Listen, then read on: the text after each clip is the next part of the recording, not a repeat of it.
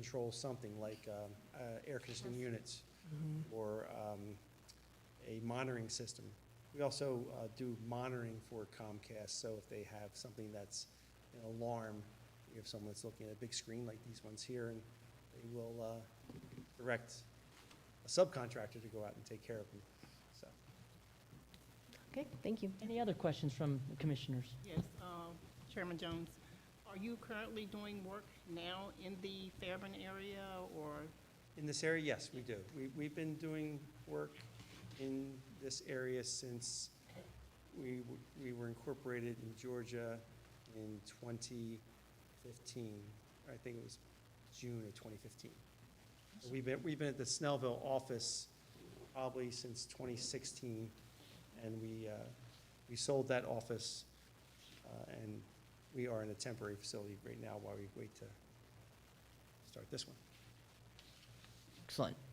So Commissioner Stewart, how many employees do you have now that will be transferred to the new location? So PVI has 75 employees overall between Colorado, Pennsylvania, and Georgia. Our employees are on the road, most of the time. So I'd say of those employees, let's say 50 are on the road, in different places from Florida to Pennsylvania to Colorado. We have a project going in California. So we're out there watching these things and stuff like that, so watching them be built. Will you be looking to hire in this area? So, yeah, we hope to grow, right? So that's, the reason why we have the two larger buildings is because we were going to build them in Denver originally. And we purchased these buildings to be done, and it didn't work out there. That was small, so we thought that we would build it here. That's why we have the two buildings already, those sizes. So that's why they were chosen, because we had them already. So we have 3 estimators that will work, salesmen that will work out of the office. We have a person that does maintenance coordination, so schedules, things to get done for Comcast, generators, or maintenance, or fill up the fuel tank, or change the filters on HVAC equipment. These are technical spaces, so it's not, we don't do residential type of work. This is just for some larger companies. And then we will also have some trainers that will work there. They'll work out in the field mostly, but they'll bring people back to show them steps, because in the work that we do, you start off with controls. It takes a long time to understand all the intricacies of controls, make them work. And when you're doing DC or AC work, you might be an apprentice learning, and each level you have to, kind of raise your game, your craft, and learn some things. So, and hopefully, we'll be able to expand, and hire more people here. That'd be the goal. So for now, I don't know the future yet. Great, thank you. Any other questions? Commissioner Smith, Yes. let me get this understanding that these are supposed to be buildings or office spaces? Are they These not? are these all- supposed to be buildings, office space? So these buildings have office space, they have 2 training areas, and then a staging area. So the training area, so a DC plant, if we were to train somebody on it, would be as long as. So no warehouse. So we have a space that we call staging, that's there, but we don't store things long-term there. We move things in and out, and they're large. And 3,200 square feet to 5,000 square feet. Yes. That's okay. Like I said, I purchased those buildings before from Great Mountain builders, Great Western, builders in Colorado. So that's why those sizes were chosen. Truth be told, we probably only need like maybe 6,000 square feet, but we already had those already, so it was efficient for me to just not have them be done. Sure. Okay, thank you so much. Unless there's other questions, you can have a seat. I guess we open this up. Oh, yes, ma'am. I did have a question for the applicant. And we can discuss this when you look at, submit building plans, because we do have some kind of restrictions on things that are built off-site. But we can certainly discuss that when you submit your building plans. Okay. Sure, no problem, thank you. Call for public comment. And this is an opportunity, I realize you all may be here for other items, if there's some public comment related to PZ 23009. Okay, didn't think there would be, thank you. If there are no additional questions, I will now call this item to a vote. That motion passes. Thank you. All right. Moving right along. Lots of papers here. All right. We are at the second item of new business, is as follows. It is PZ 23071, concept plat, Cigar Studio South Plat, 0 Harris Road. Staff, hello, how are you? Hello. I will now ask you to present the staff analysis and recommendation. Absolutely no problem.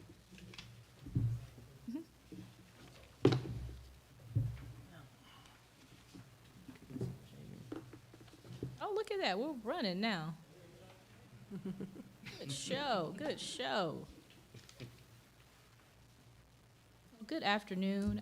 The applicant is Mr. Hughes and Brian. We have a request to combine a parcel. The subject parcels are located along Harris Road. The front parcel is developed with a cigar lounge and a restaurant totaling 0.9 acres, and the adjacent parcel to the rear totals 0.13 acres. The applicant is requesting approval to combine Track 5 with a portion of the detention pond easement commercial track. And to kind of help you out, because I was very confused about this when I initially received it. So that orange area is where he is trying to combine and make it into one parcel. He purchased it a while ago, and I realized as a part of a closing ceremony that he did not actually combine those parcels, even though it has been constructed. So we simply have a request to combine the front track with the orange portion there. Staff is recommending approval because it meets all of our conditions. Okay, thank you. I'll now entertain questions from our fellow commissioners for staff regarding this request. I do have a question for staff.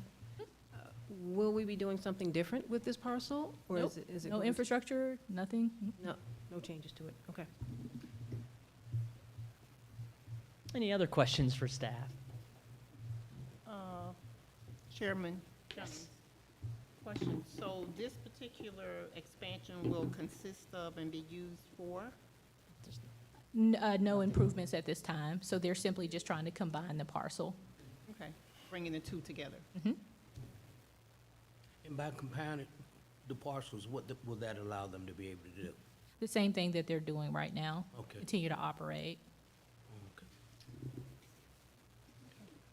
Okay, thank you, staff. I guess if the applicant is here, are there any questions, by the way, before we bring, if we need to, for the applicant?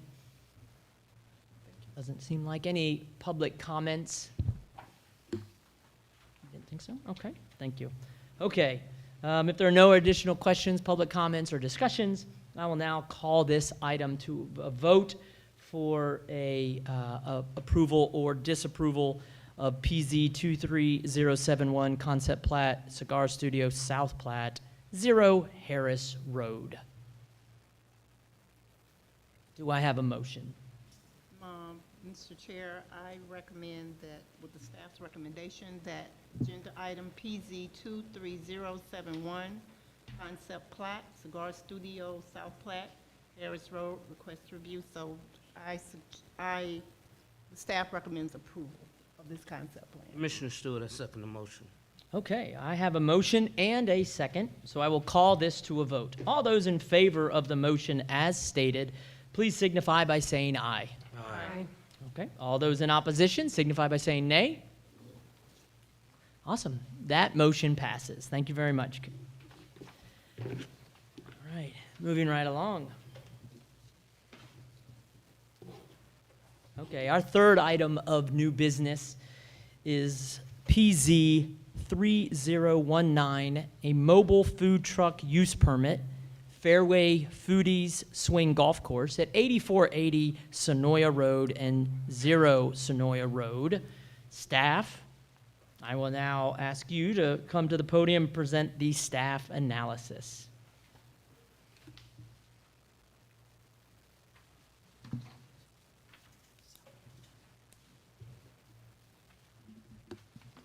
And welcome back, Chancellor.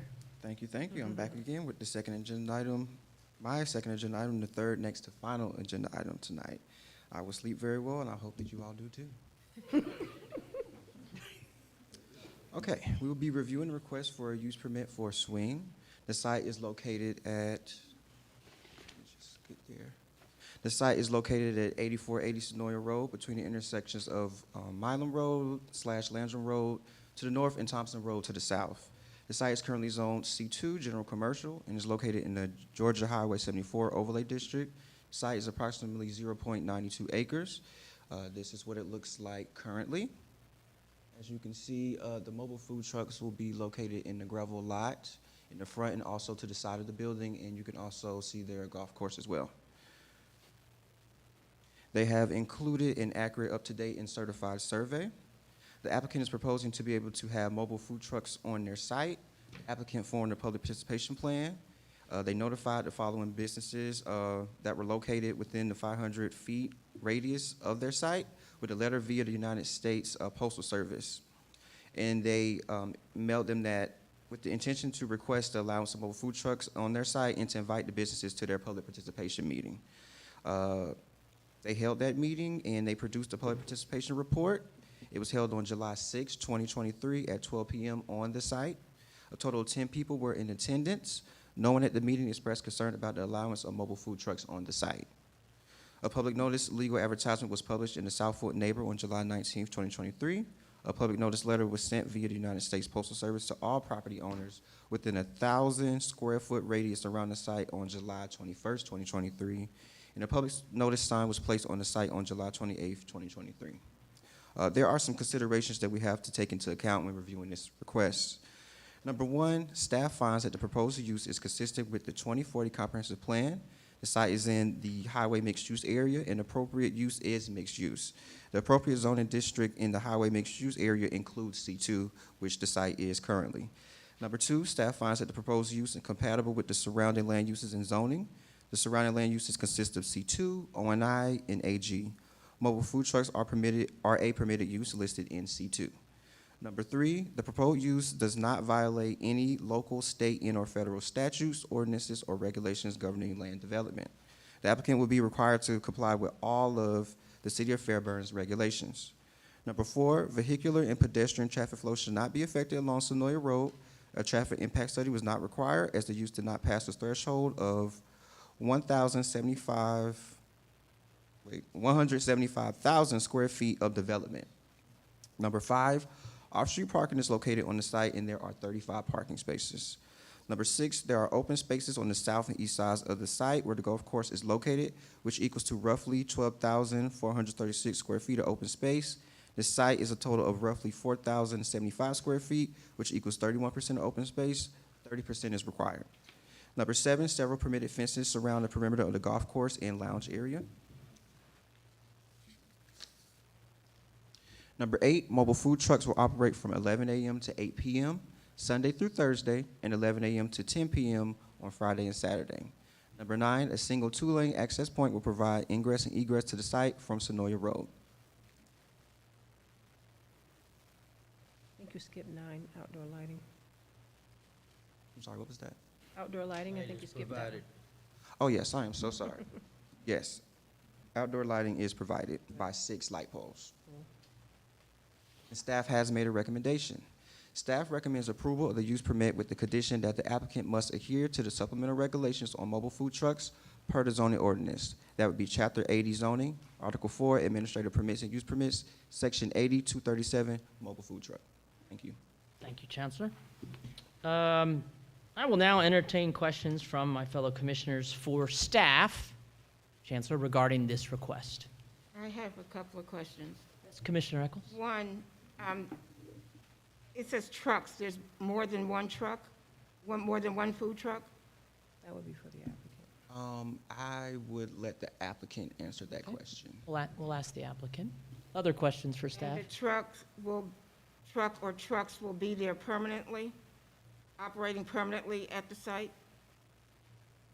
The trucks will be there within those operating hours. So I believe staff, these mobile food trucks are independent, third-party, small businesses that this swing would contract with. They would come on site to provide food and beverage services and then depart because they are a mobile food truck. Is that a correct assessment? That is correct. Okay, thank you. Other questions for staff?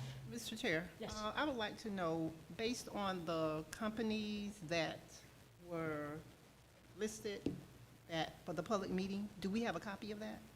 Or is there a copy of that in the packet? A copy of what? Companies listed that actually attend that public meeting? I don't think that's actually required for us, but I do know you can see here that public participation, A-list admissions, Dr. Paul Kaiser Chiropractic, AutoZone, Georgia World of Beverage, and Animal Medical Clinic of Fairburn were the ones. Those were the companies surrounding that were Yes. notified about the proposed businesses to make sure that any of the surrounding businesses that could be impacted were aware of it and would have an opportunity to either speak in support or opposition of the request. Yes, and I will also say that there is a list in that packet from all of the attendees at their public participation meeting that was held on July 6th. Okay, so Commissioner Stewart, so Fairway Foodies, they own the food trucks that's gonna be there? Doing business this swing? No. We do not own those food trucks. They do not own, okay. We do not. Yeah, so it's a correct assessment, just to clarify that these are independent, third-party small businesses that we may see at the Fairburn Friday events, at the brewery, Right. at any number of things across the state of Georgia, but they will come and go and serve food, because I'm assuming that the swing location is not serving up barbecue, right? That they'll rely on a food truck for that. Is that a correct assessment? That is a correct assessment. Thank you. Other questions from commissioners? Okay, for my fellow commissioners, do you want to ask the applicant some questions? Yes. Okay, if the applicant would please come up and just state your name, your address, and then no need to give a presentation, the commissioners will ask you some questions. Hello, Richard Taylor, Nikedra Taylor, Hello. and our business address is 8480 Snowy Road.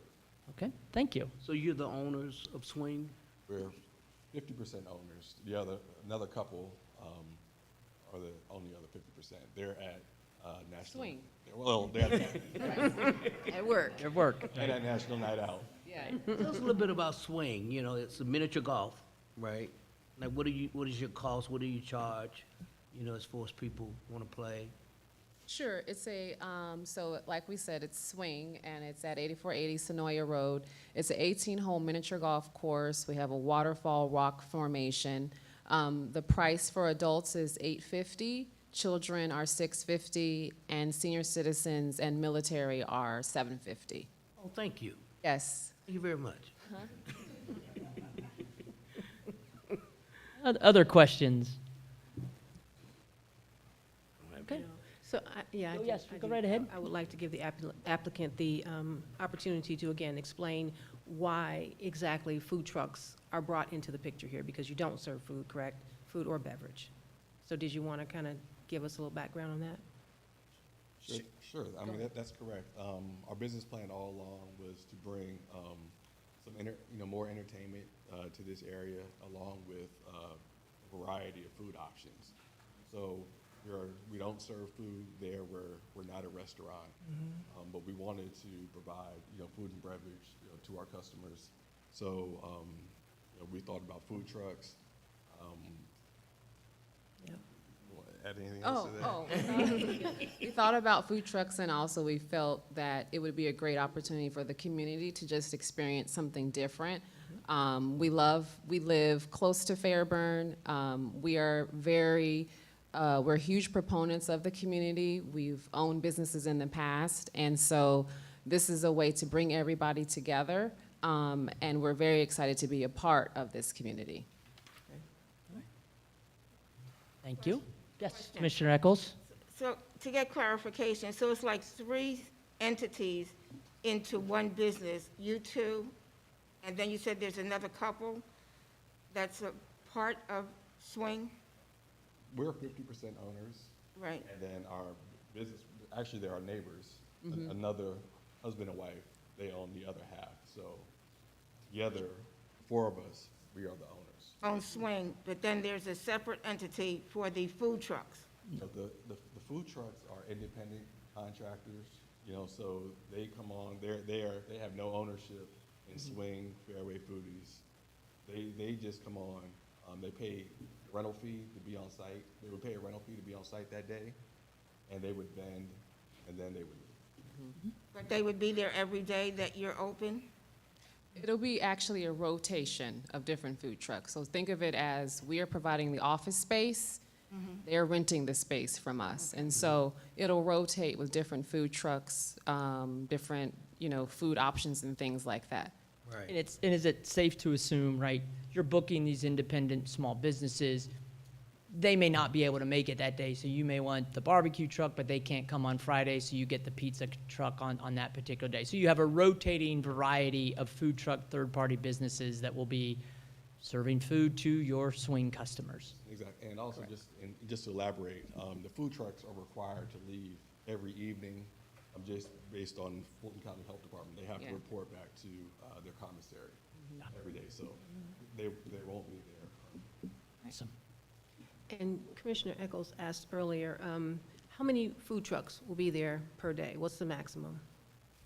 The max is up to about maybe 3 to 4. But right now, we're trying to figure out what's going to be the best way to do that, but we don't want to be too crowded. So at max, maybe 4. Okay. And that certainly would depend on, I would assume, traffic, volume, because these food truck vendors are only going to come there and pay this if they get patronage from your customers. Exactly. I mean, we want to limit the competition between the trucks so that they're making, Yeah. money that they want to make. And then also, we want to separate, like, savory from sweet, so we don't want to have much competition. So Right. more likely a sweet option and a savory option on a daily basis. Okay. Yes, one more question, Yes, Commissioner? Commissioner Smith, I think it's a great idea, I do too. but are y'all aware we got a bunch of food places down there 74. in that area?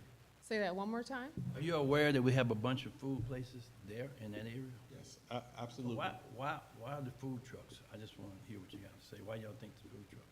I think it's also, like we said earlier, it's just a matter of options. There are several restaurants down in there, but most of them are food chains. And so with the food truck, you get a variety. You get Greek food, you get Korean tacos, you get barbecue with Mexican. So we felt like that was something that the area needed, and based upon the foot traffic that we've received, they have been very welcoming. They have been excited about the food trucks. We've had over 3,500 people into our place, and we just opened June 10th. So that tells you there that the community is interested in what we are doing and what we're bringing. So we're very excited about that. Okay. Do you have one more question before we call it? Okay, yes. I think it's a wonderful idea to be able to offer food. My concern is on 74 coming out of Fayette, Tyrone, and you're coming into Fairburn. I'm more concerned of the look that it's going to give 74, based on the comp plan, and I know that's something that we can look at later. But I think it's a good idea. I'm just concerned as to the look that's coming into the city with having the food trucks, because you're saying 3, maybe 4. And we're talking 7, is it 7 days a week, 3 days a week, 2 days a week? What are we talking as far as time? That's what when you're saying 7 days a week, you're like stretching it. Is there a question? That's Yes. okay. Yes. Well, we base those times based around the ordinances that are already in place on what days mobile food vendors are allowed to vend in the city, and those times correlate with the times that are in the ordinance already. So we're open to 7 days. That doesn't necessarily mean that a food truck is going to book 7 days a week. Right now, our busy time is really Thursday through Sunday, and actually our Mondays are pretty good as well. But the way we are aligned is, I think we are the third business once you cross the county line and you enter Fairburn. I mean, honestly, we want to be that welcome to Fairburn because we're easily spotted, we're bright, a lot of colors, we're no longer a used car lot. Right. So, There you go. you know, so I think we had a lot of visitors from Peachtree City, Palmetto, Tyrone. We've had folks from Pennsylvania there. So, Yeah. if anything, I think it's helping to, it helps the identity of Fairburn. Once you cross that line and you see us, you know you're in Fairburn. And also, if you haven't seen us yet, but it's a very colorful spot. So when you say the look, it actually draws people in. We've got bright colors. We took a lot of time in thinking about how we wanted to appear. And so when people stop by there, that's the first thing that they say is, it's a beautiful facility because of the colors and because it's bright. You know, like he said, it was formerly a used car lot. And people have told us that they're happy to see us there because it draws you in immediately. And so that's something that we took a lot of time to think about and really try to bring more people as we continue to grow. And just one more thing to add, based on the look, the food trucks would not be positioned along Highway 74. No, to create a barrier. They would be along the side, same side as the chiropractor, basically creating a natural wall. Okay. So we have a fence and the golf course on one side, bordered on the other side by the food trucks. So it would be an open line of sight if you're traveling along 74. Yeah, when I said look, I wasn't meaning the look of Swing. Swing looks very nice. I just wanted to know the eye appeal for people coming down 74. Are they gonna be looking at the back of these trucks? Are they gonna be looking at the side of them? No, what's gonna be the actual look? It's basically set up just like this. So this is 74, and you see this. You see the food trucks to your left. They're facing the parking lot, but they're still in the line of sight. You see Swing, and the golf course is on the right. Yep. Okay. Just Yes, one last question. I Commissioner. understand you said the many people that have come there so far, and I'm happy for you, and I'm glad that people are utilizing it, but they're coming because of Swing, not because of the food, because you don't have food there. So the many people that are coming for the Swing activities. So, Commissioner Stewart. Yes, they are. I'm Go sorry. ahead, you go ahead and address. Yes, so the business model was always set up to attract people to the site for the golf course, the miniature golf course. The food trucks is the cherry on top. So we have always envisioned that the golf course was what is gonna draw people in. The food trucks are nice and it's a great addition, but the bottom line was always the miniature golf course. So we always, outside of the food trucks, we still get the foot traffic just based off of the course. Okay. Commissioner Stewart, I am a homeowner in that area, and I want to welcome you to Fairburn. Thank you. It's beautiful. You're doing a great job. I like the way you have the food trucks there. I like the family experience. You see the kids out there with their parents. It's a great date night. I mean, thank you. Welcome to Fairburn. All right. Welcome. I think we've asked enough questions about golf. I just would like to know the 18-hole course record. So I will now, thank you. You can have a seat. Thank you. Thank you. No problem. Any public comments? I think we've kind of talked about a lot of food, and I'm hungry. So I will now entertain a motion and a second as well, unless there is somebody public comment that wants to speak. Commissioner Smith, recommend PZ 233019 approval. Commissioner Stewart, I second the motion. So all in favor, this is actually a recommendation to approve. So are we good with the way that it was worded? Okay, absolutely. So all in favor of PZ 23019, the motion that was just put forward, please signify by saying aye. Aye. All those opposed, say nay. nay. We have one nay? Okay, we have one nay. Is that recorded? Okay, thank you. That motion does pass. Thank you. And now the last one.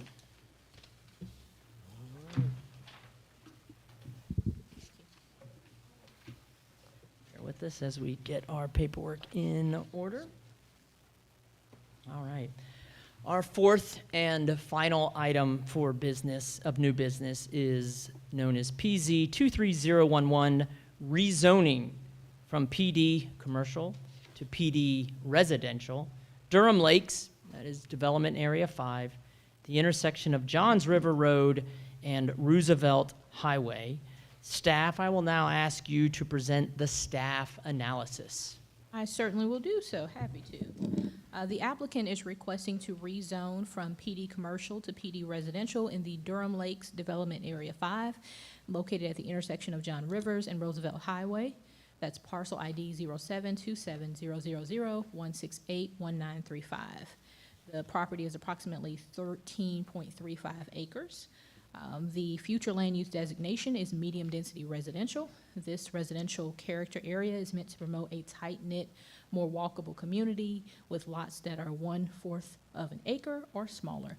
I'll get back more into the future land use designation a little bit later in the program, or presentation, I should say. There we go. So we have a map. That makes everything a lot easier.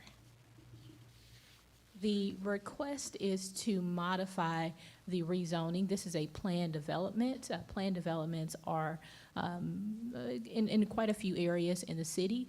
These are master plan areas that typically have about 3 different uses. In this case, this use has a single family, a golf course, and it is an established community that has quite a few residents who are very well known and contribute a great deal to the city of Fairburn. It is approximately 570 acres. The subject property is a part of a 5 development area of this master plan community. When the development was originally annexed into the city, it was known as the Bear Claw Golf and Country Club, and it covered 700 acres. Subsequently, 2 projects were split. The Durham Lakes Golf Course rezoning was approved in August 2003 as a planned mixed-use development, including that single-family detached, residential, retail, office, commercial, and the 18-course golf course. So this is the original development of Bear Claw. And then when the request was modified or approved in August of 2003, the area in question is highlighted right there at the intersection of John Rivers and Roosevelt. It backs right up to residential, and everything in green is, of course, that golf course. The medium-density residential is meant to be lots that are 1/4 quarter. It should also be noted that in the comprehensive plan, it states that higher-density residential, such as townhouse apartments, in addition to single-family residential, are traditionally or would be allowed in the downtown mixed-use character area. This, of course, is not in that area. The development strategies in the comprehensive plan call for stable, safe, well-maintained neighborhoods that keep their value over time. It allows for or calls for a variety of home styles, materials, and lot sizes. And then each of those residential character areas gives you a little bit more detail. Appropriate uses include single-family residential, parks, playground, golf courses, and schools. Appropriate zoning districts range from R1 to R4. And of course, there's a map of some of those existing neighborhoods. As a part of the rezoning process, we had 2 public participation processes prior to. So there was one that was in person, and then, of course, another meeting that was virtual. That meeting had a lot of residents. They provided us with a lot of good feedback regarding some of their concerns and things that they kind of wanted to see happen.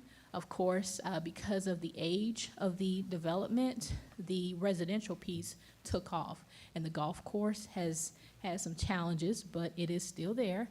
And the commercial piece has been sort of the challenging area to really get moving. The residential development piece, when looking at our future land use map, one of the things that was really interesting is at some point, the area moved from commercial to residential, so the long-term land use policy calls for medium-density residential. As a part of the public participation process, we did get an update to what was included in your packet, and we made sure to include that buffer area right there. This is a map of the entire proposed layout with 108 townhomes. They did provide copies of all of the potential elevations. I won't go through all of them, but those examples were provided in that packet. And of course, I put some pictures in because it's usually helpful to kind of see what that end product will look like. This is what the applicant has built in other communities. This is on their website, and I think it's helpful to kind of get a good idea of what they'll look like potentially.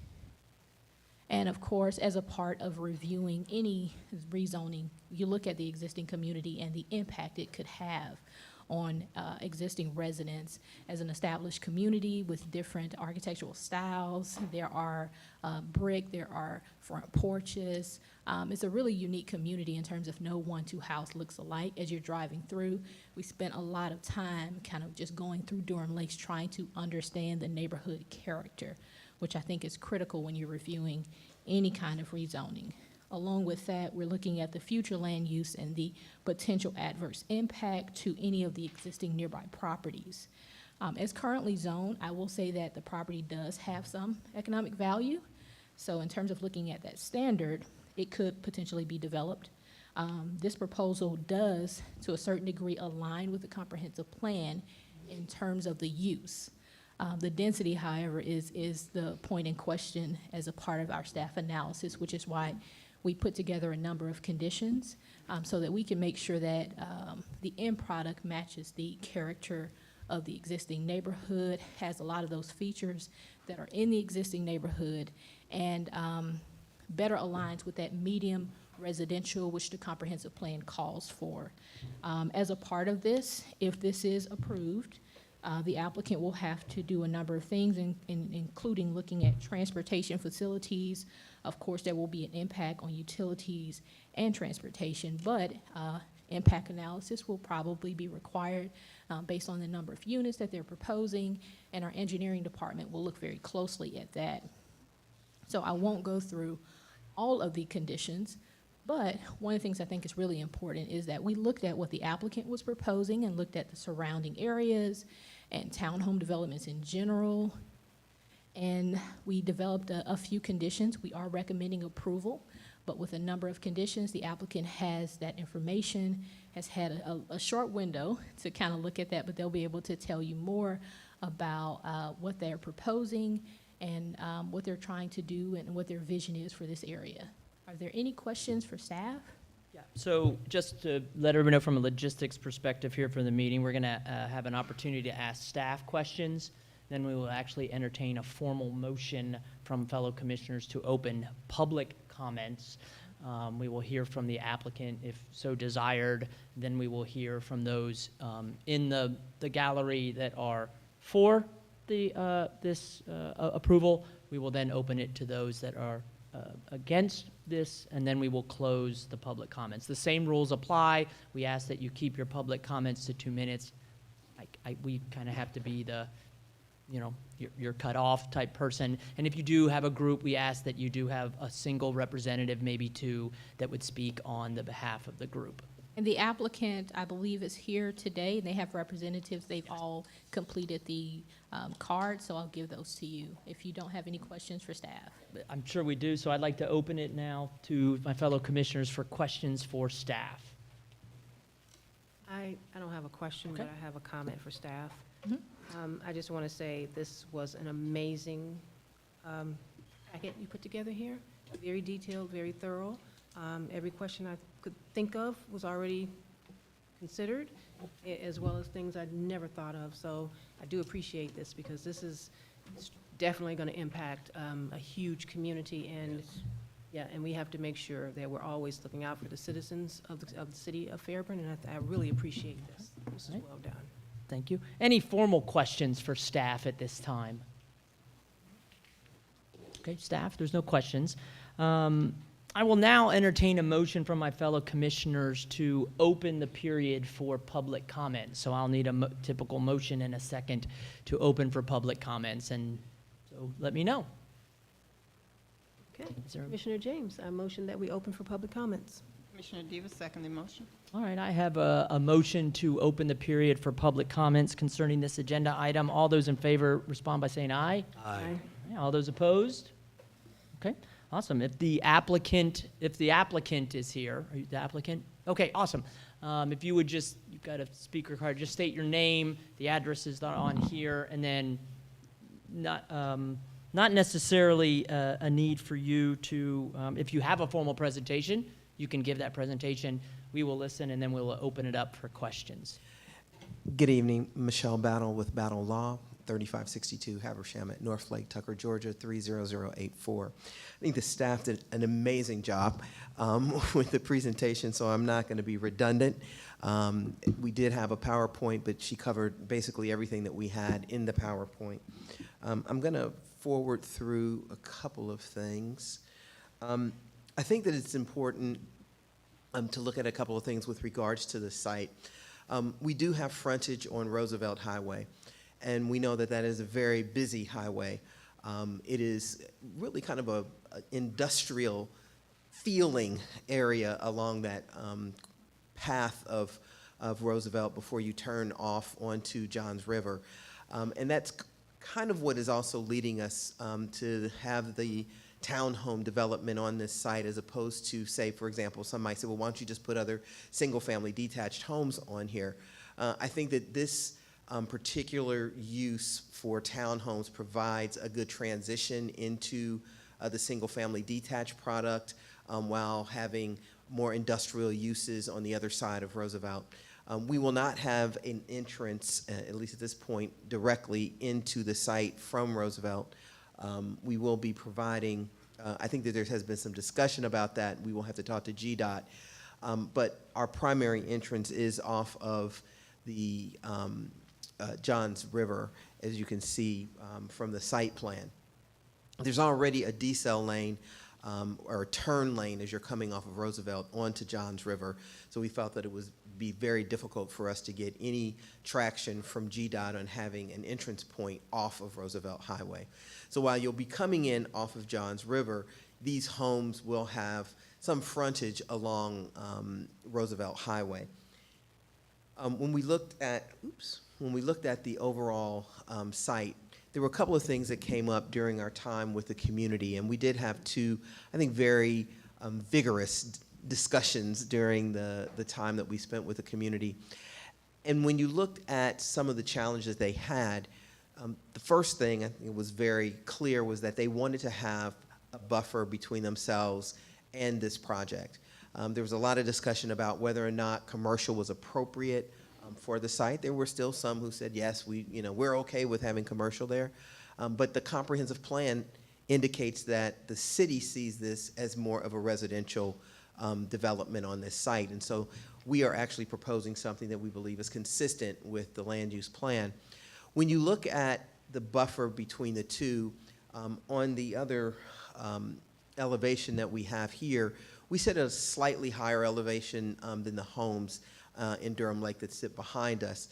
So we propose to have additional plantings along the buffer, along that back area of the site, so that we can have additional buffering from the adjacent single-family detached homes.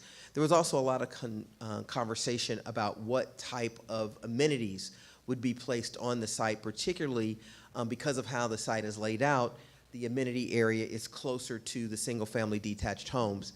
The community was very clear that they didn't want anything that was going to be a real active area, that they wanted it to be more passive, which is why we are showing a walking trail and then open space that would be more passive in nature. And that seemed to appease some of the owners in the adjacent community.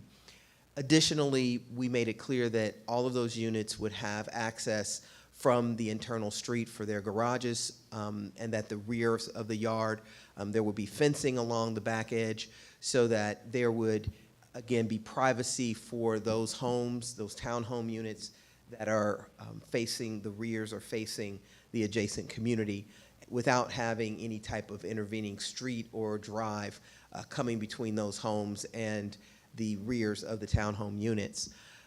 All of these units are front-facing units. I know staff has proposed having rear entry units.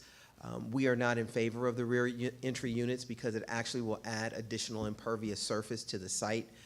We really would only be able to see those on maybe a few of the internal units. The units that are abutting Roosevelt and John Rivers really wouldn't be appropriate to have those, we feel, facing those streets for any type of entrance. But we do feel that the layout really works well the way that we have it. We do have 59 internal parking spaces for guest parking spaces in addition to the 216 spaces that we are providing for the residents that will live on site. We do have the stormwater facility in the back. It will be, as staff has indicated, a dry pond. It's not intended to hold water, just to detain it and release it at a rate slower than what it's being released currently once the improvements have been installed.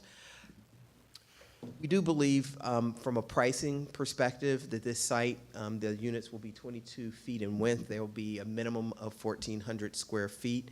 Ashton Woods has just been named the 2003 Builder of the Year by Builder Magazine, and they are very committed to a quality product being built on this site.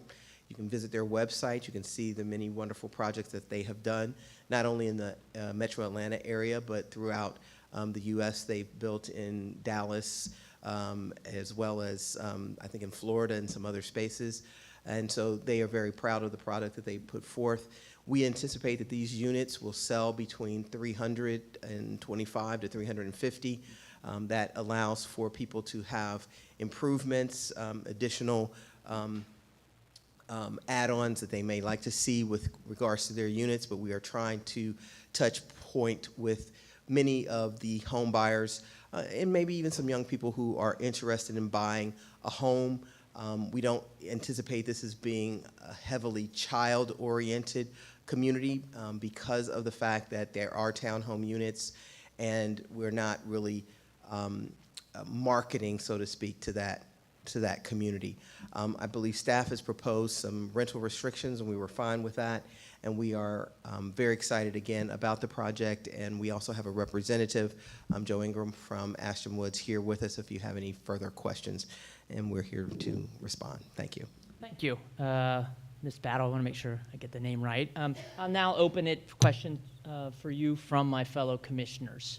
And let's make sure they're questions and ask them, and then we'll open it up to other folks. Commissioner Smith, Yes. I'm reading 1,200 square feet, and then you mentioned something about 1,400 square feet. Correct. Which one of them is it, 1,400 or 12? It's the minimum unit size for us will be 14. I think staff was allowing a smaller size, but our minimum from our perspective is 1,400 square feet. What kind of price you talking about? Low threes to mid threes, so like 325 to 350.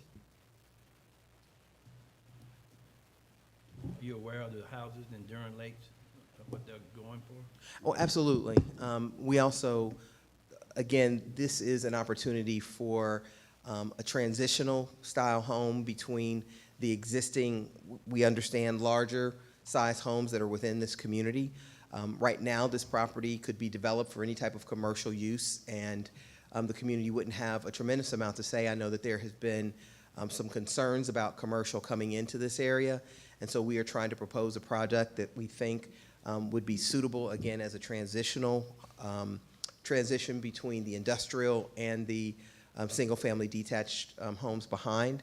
Our price point at a price per square foot, we believe is right in the sweet pocket with what is developed within that community. Many of the folks there we know have homes that are much higher priced, but you know, a $350,000, 1,400 square foot townhome is actually pretty good pricing.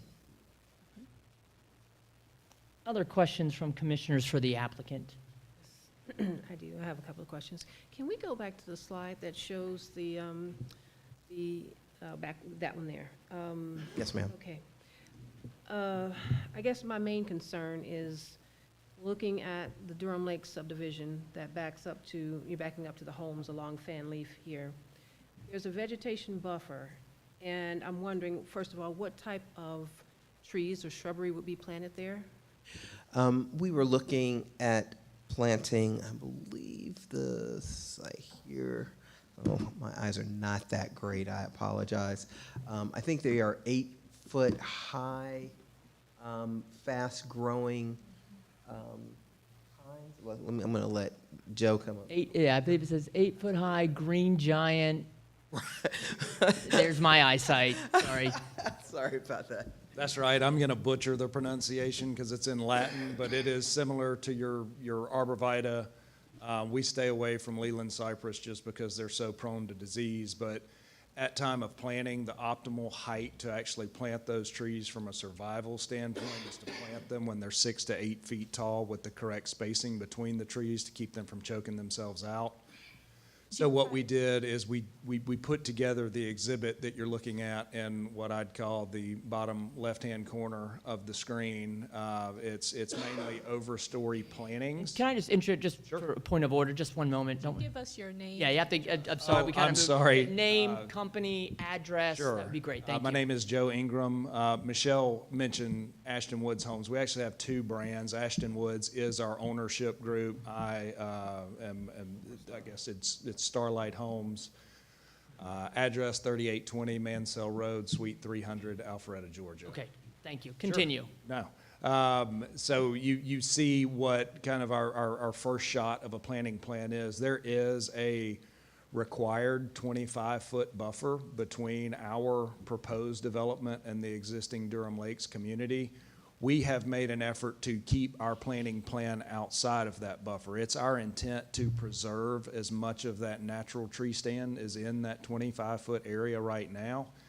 If you see the green bubbled areas that really fall kind of within what I would call the passive park space, there was concern about what the use of that space looks like. And as Michelle mentioned, it's, the surrounding neighbors would like to see it be more passive in nature. So the thought is to save as many of those existing trees as we can. You'll notice, it's hard not being able to point at it, but where it is void of trees, there is what would be a sewer easement coming through there, tying into the sewer in the back neighborhood. So we've planted a grouping of trees on both sides of that easement, and then as you come farther into the property, another grouping of trees closer to our development. So really commissioned a landscape architect for this. It's not something that I'm skilled enough to put together, but more of a long-term view of what this looks like 10 years from now. So that's, I guess I did more than just answer the question about the species of trees. Fine. that's going Yeah. on, but- No, Thank you, Mr. Ingram. No, Other- I needed that. So on the picture above here saying in 10 years, would be maybe 20 feet in height? Oh, yeah, they grow. I mean, I'd say 16 to 20 feet. And that's 20 years, yeah, in 10 years, though. So initially, and I can imagine homeowners backing up to the townhomes. So for the first 10 years, they're close enough that they're going to be looking directly into each other's backyards? No vegetation? From backyard to backyard, yes, but from back of home to back of home, I mean, there is significant spacing in some areas. If you look at what I'm going to call Plan View West, you'll notice where that line of plantings has been pulled back towards our development. So it looks like there's 50 feet from the back of our proposed plantings to our actual property line there. Now, it does narrow up as you get farther into our site, but we've tried to maintain and will try to maintain as much of a buffer in that area as we can. And I would also add that, we are totally open to a condition that, we'll present the plan that we've presented.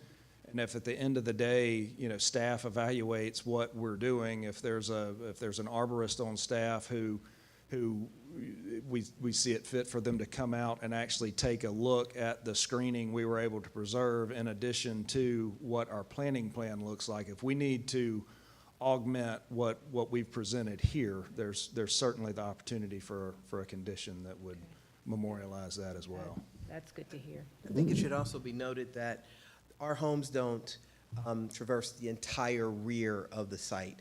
So we're really affecting probably about 3 or 4 homes probably the most, and then our units that you indicated kind of turn in. So there's still additional green space, and you can see where that's preserved. So we try to remove as many units off of the backside to give that privacy. Good, good, good. And one more question, where the red is drawn around, is there fencing all around your development? Excuse me. So that was one of the things we heard from the Durham Lakes neighbors as well. So we have proposed a 6-foot privacy fence, I think, along our common border with them. We would like to have more of an ornamental fencing along our frontage on John Rivers and Roosevelt Highway, but did want to do something that provided an opaque screening, if you will, between the two communities. Oh, so it wouldn't be like a sound barrier, it'd just be fencing with an opaque type of material? Like your typical 6-foot privacy fence that you would see. No spacing between boards. I mean, it would serve as a privacy screen, yes. Okay. I got one. Yeah, Commissioner? Can we go back to the picture where the actual townhomes, so I can see the townhomes again?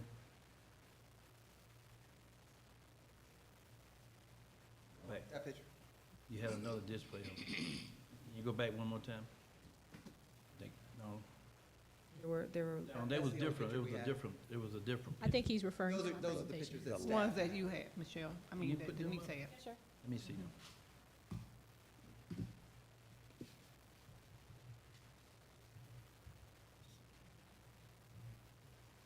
Not sure what the question is going to be, but I can tell you that staff has provided some requirements for the Yeah, that's it. architectural design. Commissioner asked the question now. Thank you. There you go.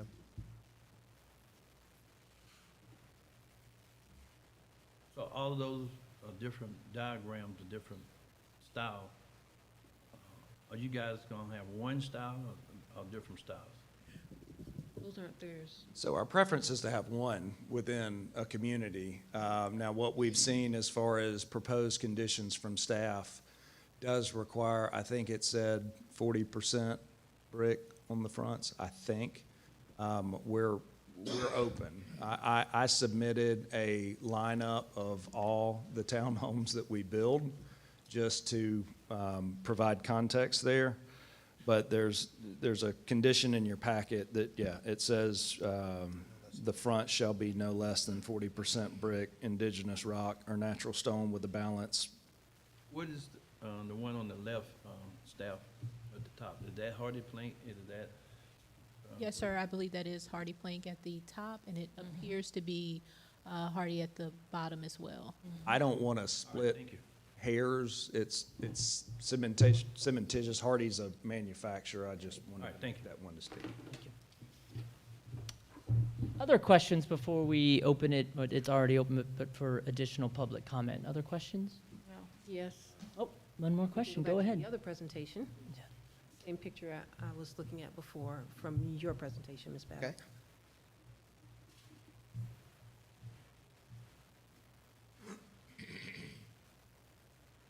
Okay, yep, you just passed it. Oh, that one? The other one, the same Sorry. picture I was looking at This before. one? No, but just before that.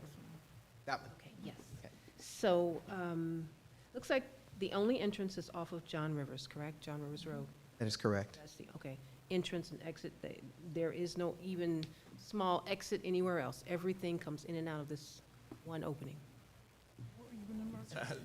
That is correct. Right now, we are showing one entrance onto John Rivers Road. Now, there was a comment we received from staff related to the requirements of the International Fire Code, which has been recently amended. I'm not sure when that happened, but it used to be that you could only have 30 homes with a single point of egress. That has a threshold of 120 houses now.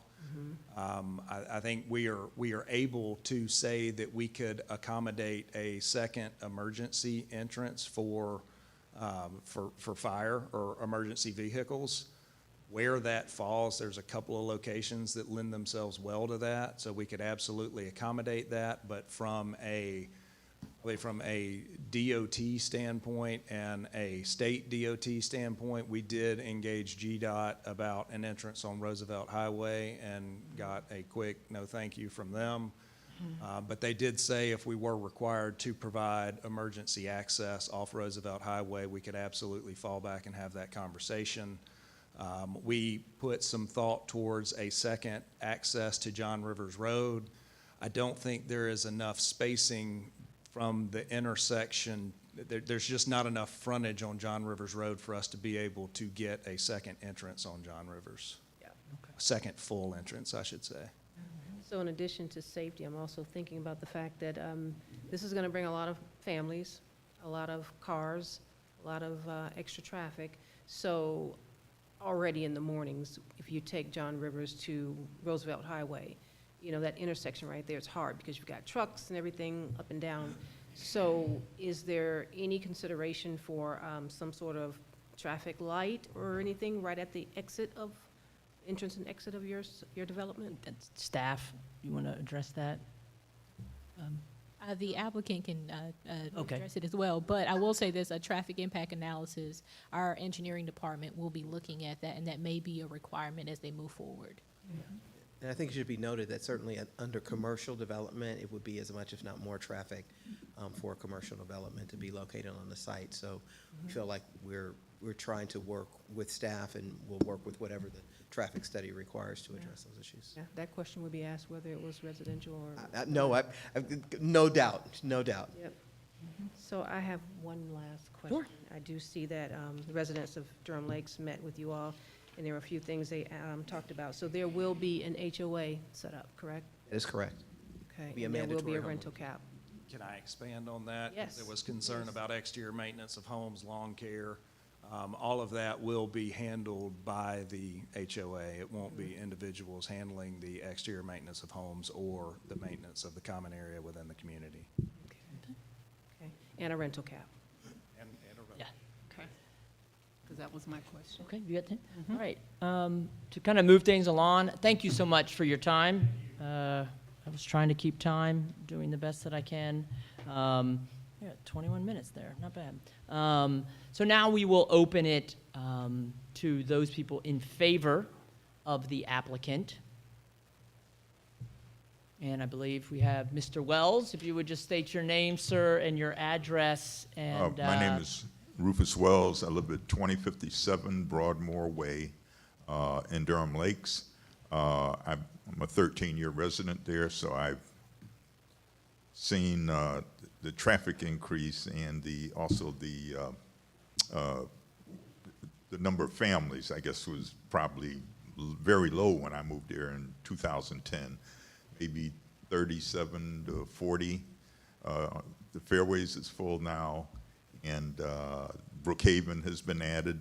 I was encouraged when the community met with Starlight Homes, and they had indicated, and I think they're pretty much on point, that they would work with our board of directors on architectural cues between the Starlight Homes proposed development and the architectural style that we have currently in Durham Lakes, so that it doesn't look like you know, an army barracks, and then all of a sudden you show up to our homes.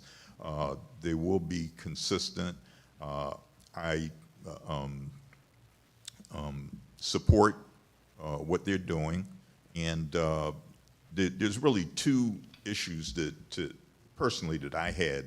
And the first was we do need housing in Fairburn to grow our city, to attract the kind of businesses that we would like to see here. The more rooftops we have, the larger the businesses that are going to be coming to the area. The other thing, which you spent a little time on toward the end here, is the traffic study.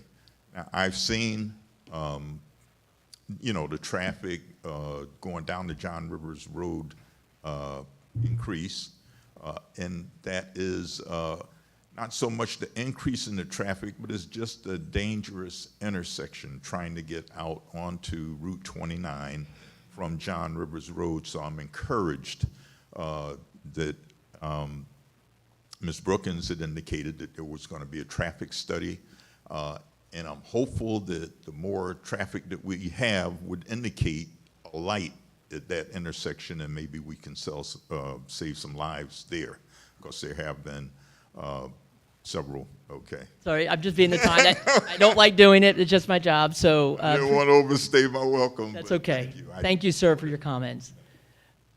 Any others that want to approach the podium? It was the only actually formal card that we had speaking in favor of the applicant. Okay. Thank you so much, sir, and thanks to the applicant. And now we will hear as the commissioners for any of those that is in opposition to the application. I don't think anybody filled out a card, but feel free to approach the podium or not. Okay. So now procedurally, I will have a motion and a second to close the public comment period. So if I could have a motion and a second from my fellow commissioners to close the public comment period. Commissioner James, a motion that we close public comments. Commissioner Smith, second. Okay, all right. I have a motion and a second, so I'll call for a vote. All those in favor of closing the public comment period, please signify by saying aye. Aye. All right. All those in opposition signify by saying nay. Nay? All right. The motion does carry. This is the mayor's gavel. I won't use it. All right. So now we've reached the time where we've had questions of staff. We've had questions of the applicant. There's been public comment. I will now, as the chairman, call this item to a vote. We are calling to a vote here a recommendation for approval or deny of PZ 23011, rezoning from PD commercial to PD residential, Durham Lakes. I'd like to move that I recommend that we approve item number PZ 23011, based, rezoning from PD commercial to PD residential, based on staff's conditions. Staff's extremely long list of conditions, because I do feel that overall it meets the outlined zoning ordinance. Commissioner Stewart, I second. Okay, I have a motion and a second. All those in favor, please signify by saying aye. Aye. All those opposed? That motion passes. Thank you so much. Getting my papers together here. One moment. All right. All right. Now, always fun time of commissioner comments. Commissioners, do we have any additional questions or comments here at 8:40 p.m.? I'll start down here to my right, Commissioner Devers. Any questions or any comments? No comments. Well, no questions. Comments is glad to see all the commissioners are back on deck. And to see the smile on Mr. Tony on the end down there, Commissioner, smile on your face. Happy to have you back. Also happy to have you back, sir, Awesome. our co-chair. Thank you. Comments? No additional comments from me. Just thank you to everyone who attended this evening. All right, my comment is we set a record for the shortest meeting last month, and I think we set the record for the longest meeting this month, so congratulations. Comments, sir? We have 3 city council and city council women here tonight, and I want to say welcome. Good to see you. Yes. Councilman Whitmore over here, and Councilman, Davis, Cinda J. Davis. yeah, and our Councilman Jones. council, there you go, Portis Jones. All right. Sister Mayor. Any comments from you, sir, Commissioner? Yeah, it's great to see our great leaders here today. Councilman Whitmore, Pro Tem, Ms. Davis, and Councilwoman Portis Jones. Y'all are doing a great job in this city. Amen. All right. And last but not certainly least, any comments, Commissioner Eccles? I ditto. Glad to see our council members here tonight. We thank you for visiting. Hope we did a good job. Thank you. All right. All right, the last item, right? Commissioners, I will now entertain the famous motion to adjourn the public meeting. Do I have a Mr. Chair? motion? Yes. Commissioner Devers states that we are ready to adjourn. We're ready. We have one motion. Do I have a second? Commissioner James, I second. Okay, I now have a motion and a second, so I'll call this vote. All those in favor of adjourning this meeting signify by saying aye. Aye. All those opposed, nay. The motion passes. Have a good night.